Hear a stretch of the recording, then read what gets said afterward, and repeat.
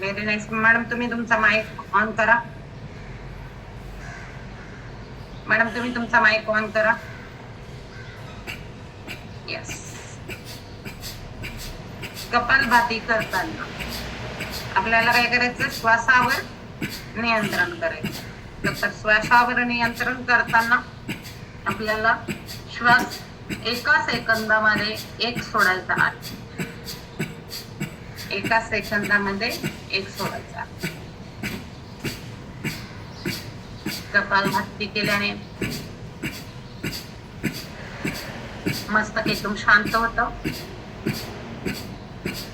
एकाग्रता वाढते, बुद्धीला तेज आणि धार मिळते, ब्लड प्रेशर हे संतुलित येतं आणि ज्यांना हार्ट अटॅक येण्याचे संभव आहे किंवा आलेले आहे तर त्यांचंही त्यापासून ते दूर राहतात. जे फुफ्फुस आहेत ते मजबूत होतात. श्वास आपल्याला एक सेकंदाला एक घ्यायचा. मॅडमचं पोट आतमध्ये तुम्हाला जाताना दिसतंय. पोट आतमध्ये गेलं पाहिजे.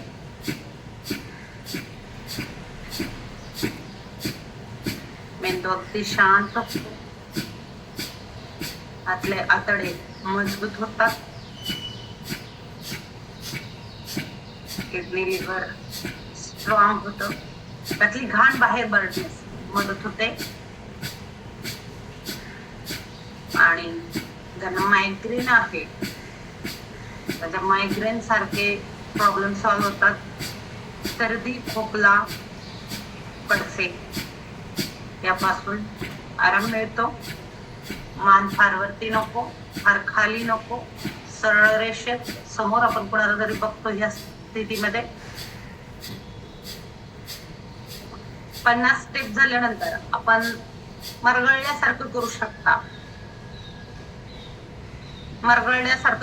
परंतु एका सेकंदामध्ये पुन्हा आपल्याला योग्य स्थितीमध्ये यायचं आहे आणि एका सेकंदाला एक श्वास बाहेर टाकायचा. घ्यायचं काम ऑटोमॅटिक होतं, बाहेर टाकण्याचं काम करायचं. पोट आपलं खपटं गेलं पाहिजे, असं आपल्याला वाटलं पाहिजे की छाती फुगते, पोट मध्ये जातं, छाती फुगते असं वाटलं पाहिजे.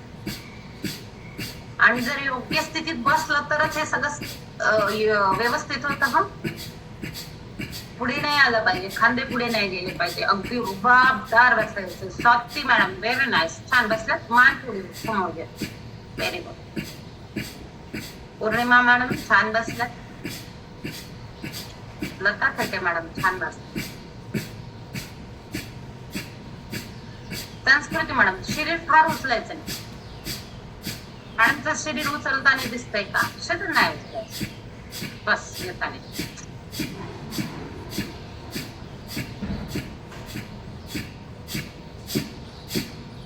या